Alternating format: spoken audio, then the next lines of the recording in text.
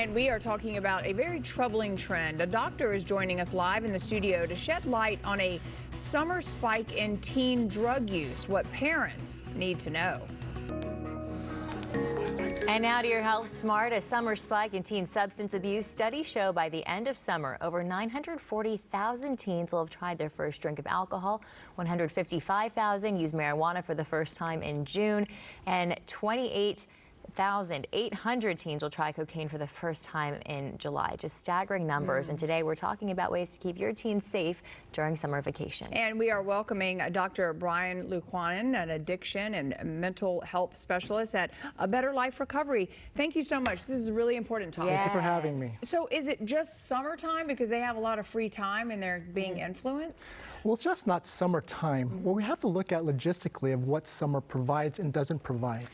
What's not present, especially for children and teens, is structure, routine, and accountability that school provides.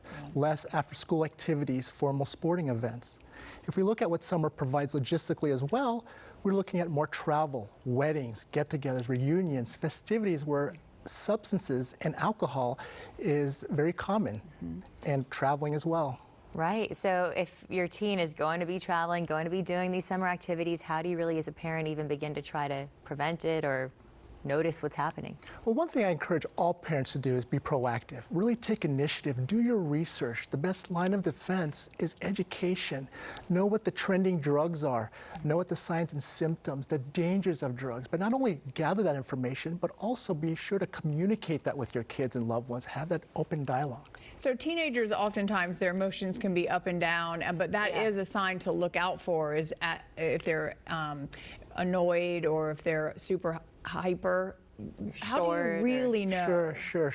Yeah. So that's, to separate what's normal child development, that's the tough part. Right? Some of these subtle changes can be not as obvious, but some of the more obvious signs we want to look for is for physically, is there a change in their hygiene, their dress, right? Are they dressing differently?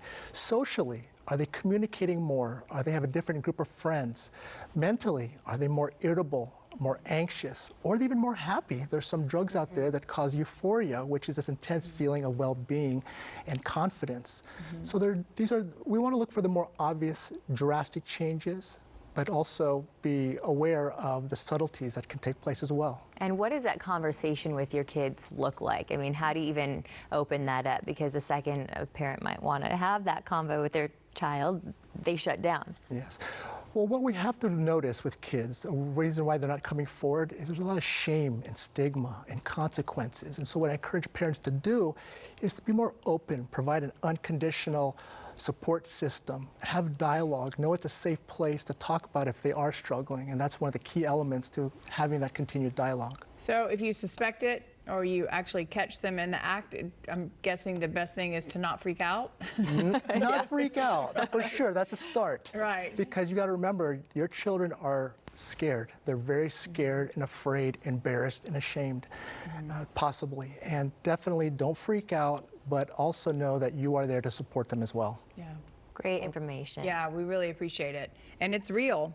All right, for more information on teen drug or alcohol use, you can head over to abetterliferecovery.com or find them on Facebook, Instagram, and Twitter. Thank you again. Thank you for having me. Appreciate it.